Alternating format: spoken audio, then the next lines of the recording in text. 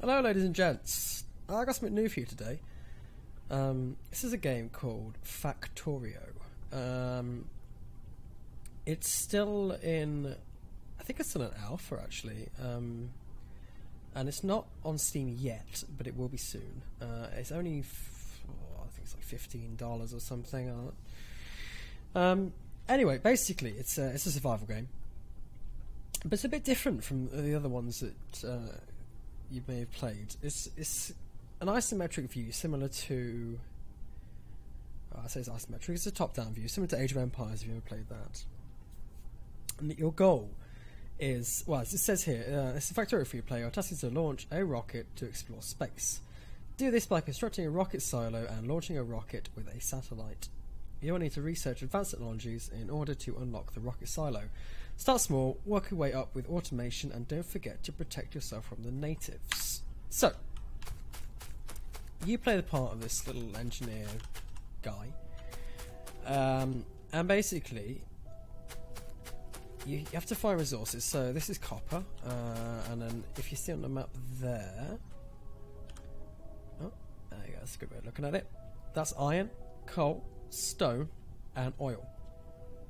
And those are your 5 basic resources that you can play with. The map is infinite, similar to Minecraft. You make a radar and it gradually reveals the map over time, so you have to go exploring, which is quite nice. So the point is that you make a factory. You'll put down stuff like, here you go, you've got a burner mining drill, so you put this down on your, no, I'm not going to do copper first, that's absolutely ridiculously stupid.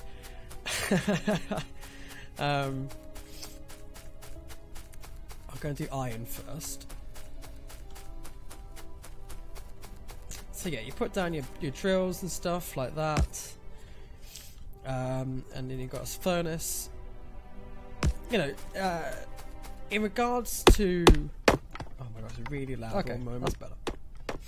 So it's very similar to Minecraft in the sense that you need to start off with your resources. You've got to, you know, like your wood. You've got to make a pickaxe, which is in here. So you make yourself an iron axe, and then that makes everything a bit quicker.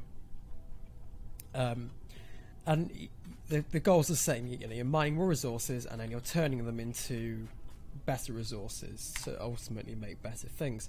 So you can see in your crafting menu, you've got steam engine for power. You've got different types of drills. Use electricity later on. A lab. So the idea of the game at this point is if you press T, you can see your research. And these are all the things that you can research in your lab. But if you see here, it's got certain requirements for each research thing. So say we wanted to do automation level 1. It would take 10 seconds, I believe, possibly, to research 1 unit in the lab. And then to do that, it will use a science pack. And it will do that 10 times, and then that will have researched that. So you get a bar up here that will give you your overall research sort of progress. And then within the lab, it'll have its own research bar that's going up. And each time that goes up to the top, this will go up a bit more. But as time goes on, you'll see that there's different levels of stuff that you need. So you will need a Science Pack 2 and Science Pack 3. And these are actually made here by different things. So Science Pack 1 is 1 copper plate and 1 iron gear wheel. And Science Pack 2 is an inserter and a transport belt. And you'll see, what I'll do is I'll start playing the game and I'll show you how it gradually, it forces you to upscale production as time goes on. Because there's certain things that you can't actually make, you can't craft yourself. Like I made the iron axe just there just by clicking on it. You can't do that sometimes. So what I'm going to do is I'm going to put some coal in here. And that's going to start mining now. I need to grab some more because the furnace is going to need coal as well. And the way you move resources around, you don't actually carry them in your inventory. You have to use these. Hold on. No, there we go. I'm forgetting the buttons. You have to use these robot arms. So these are called inserters. That's an electric inserter, which I can't use yet. This is a burner inserter. So I'll make a burn inserter and put it down here. And you see I'm lining it up with the output of the drill. So the drill's going to output iron to here. And then this burn inserter, because the arrow's pointing that way, that's the way it's going to move resources. So I've put it up there. You see it grabs stuff and puts it into the furnace. I've put some coal in there. That's now going to turn that into iron plates. So iron plates and copper plates are your sort of main basic resource. So while I was getting on with that, I'm going to go and mine some stone. That's not going to last. It's not going to last very long at all, really, because of the. It gets through coal pretty quickly.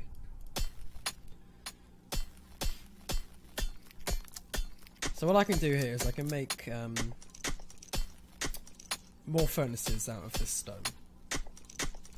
And as the game goes on, like it looks like there's not much here at the moment. There's not, but as you research more stuff, this pads out to the point where you've got rows and rows of stuff you can build. You know, and you can see here there's all sorts of interesting weapons like flamethrowers and lasers, and you can have cars and tanks and trains to move stuff around, or where is it? It's like an exoskeleton. There it is. You can use. It's, you know, some pretty cool stuff later on once you've built up your factory to the point where it's actually working quite well.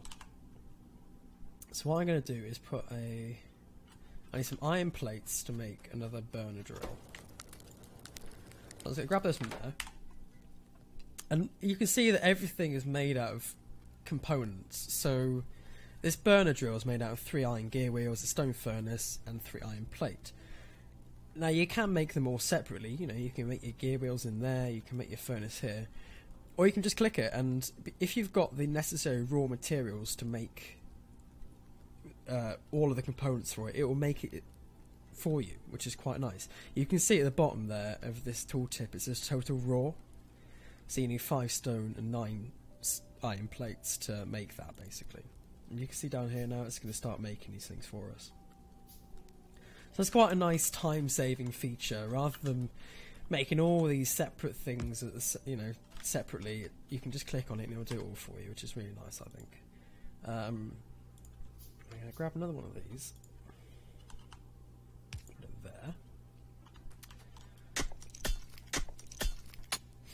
And I'm going to show you now how you automate stuff. So I'll put some coal in here just to get it going.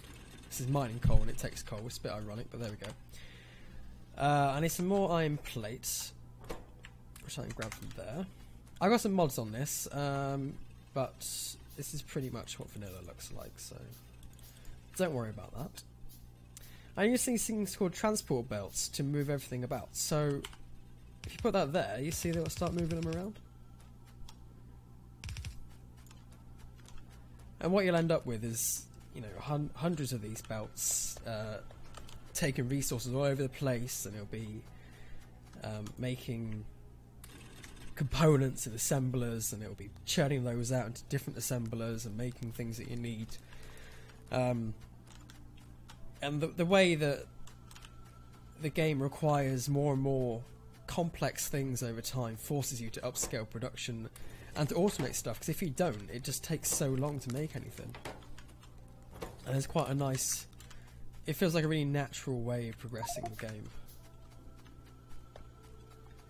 So I'm not playing this very well at the moment because I'm obviously chatting away while I'm doing this. I'm not concentrating. But for people who've got, you know, the sort of obsessive need to organise things, it's a really quite a relaxing game to us. There are enemies in the game. They're like, it's a bit like Starship Troopers. There's kind of evil creatures that live in nests, scattered about, and they're affected by your pollution. So if you look up here, it says Biter Evolution. Gradually, as you pollute the map with your furnaces and machinery and etc., this evolution will gradually go up, and at certain milestones like 30% and stuff like that, the biters will actually evolve into a bigger form that will obviously be more dangerous. And if you look on the map, and if I press Alt, you can see it's redness around here. This is actually my current pollution. So this is dynamic. As you can see, it's moving. Over time, this will go up. It'll get bigger and bigger and bigger. And if it touches a nest of biters, then they'll come and try and destroy your polluting stuff, basically. It's quite cool. It's a nice mechanic, and it forces you to consider your efficiency and how you're actually generating power, whether you're using solar panels or if you're using efficiency modules to make everything use less energy and things like that. You know, there's also little micro management parts of the game that are quite nice to get your teeth into.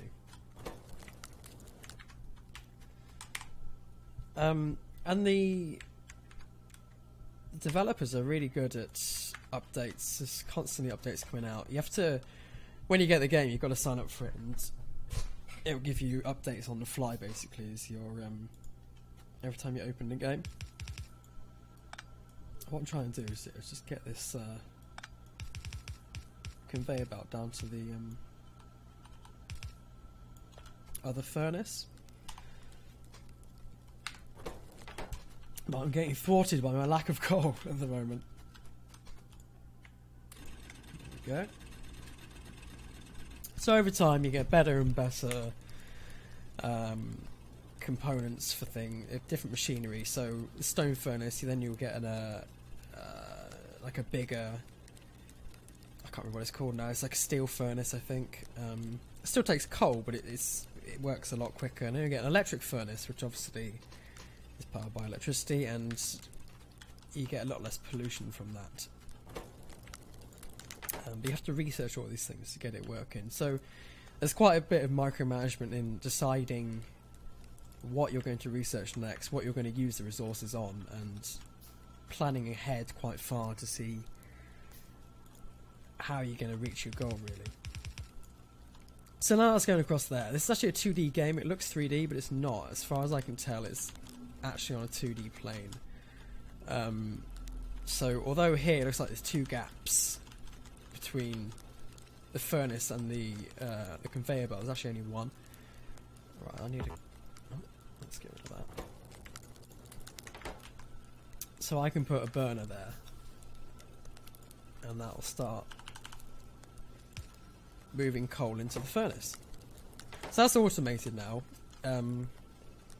There's still things that I have to do, obviously, like put coal into this drill over here, because obviously that's not going to be filling itself up, and these are also need filling up. But over time you can get all your conveyor belts down, and you can get underground conveyor belts and stuff, and it all works out into quite a nice sort of shape. So I'll show you now a game that I actually have loaded elsewhere. Okay, so here's an example of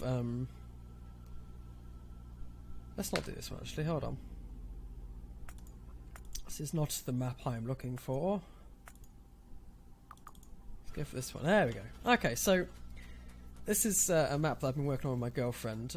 It is multiplayer, so it's a bit weird at the moment in that you've got to use like a LAN connection, so you have to use Hamachi or something. Obviously with my girlfriend we're on the same network, so it's not that difficult, but it can be done. Obviously it's not that difficult to get people playing with you, but it's not as simple as just joining a lobby rather. So you can see here I've got my all of my drills working away at this iron patch, and they're sticking it into these electric furnaces, and it's churning it out onto this really fast conveyor belt. All this iron's going down here. It's getting split off here, so it's going up here to this thing, which is making steel plate. And it's also coming down here, and it's feeding these assemblers, and it's feeding these science pack making assemblers, and you can see it gets pretty complex as time goes on. And basically all of this is feeding these labs in the middle. You can see these two conveyor belts in the middle here. So this one's got the reds and the greens on, and this one here's got blues on, which there's one going there. And I also have purples on, which is the final tier, but I haven't got purples yet because we're not that progressed in this game. And these labs are working away on Energy Shield Mark II equipment at the moment. So you can see we've researched most of the stuff already. This is stuff we haven't done yet, and this is stuff we haven't unlocked yet. So that's all, you know, that's all working away at that. What else can I show you here? So we've got an oil refinery over here, and this is making plastic and batteries and stuff, because obviously it's splitting it from crude oil into heavy oil, light oil and petroleum gas. So you can see it's sending all these batteries down here, and it's joining up the steel plate, and that's feeding into these still. We've got a wall around the edge with some guns, because we're getting attacked. So you see these little red dots around here, these are all nests. And when our pollution touches one of these nests, it enrages the biters that live there. So they'll come rushing over and they'll try and destroy your base, basically. See, you got guns around the perimeter. This is a car. Really difficult to control. Like, I just keep crashing into stuff. All these things have got little green bars on. These are things I've crashed into because I'm terrible at driving, basically. I also got a train over here. So this is a mod here to put these rail tankers on. How do you join it up? There you go. But normally you use the train for cargo, so it's just a nice, quick way of moving a lot of materials from one base to another, potentially. You can actually automate trains, so you can get station blocks, I guess you could call them that, and you can automate trains on the track, so they'll go and they'll do their own thing without your input at all, which is quite nice. I haven't worked out how to do that yet, but you can do it. So yeah, that's pretty much Factorio. I don't know whether I've sold it to you in that, but it's fun. Like, it's surprising how many hours you can sink into a game where you literally, the goal is to get to the point where you don't have to play the game, if that makes sense, because you can just stand around and all this stuff happens. You know, it's doing it itself. But it's the journey, isn't it? Not the goal. So the goal is to make a rocket silo and blast yourself off from this planet, because the story is that you crash landed here. So there's also a campaign mode, so you can start a campaign. It's got a sort of a brief story to it, and it will take it works as a tutorial as well. It will take you through the game step by step as a story, which is quite nice. So yeah, that's pretty much Factorio. You can download it. I think I'm not sure if it's Factorio.com, but if you put Factorio into Google, I'm sure you can find it.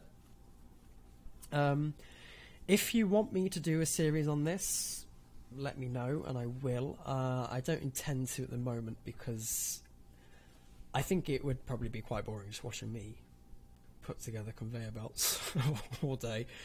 But if you want me to go in depth a bit more and maybe play through the first half of the game or something, then I can do that. But for now, we'll just call it an early access spotlight. So yeah, thanks for watching. Give me a like and subscribe if you enjoyed it, and I will see you next time. Cheers, guys.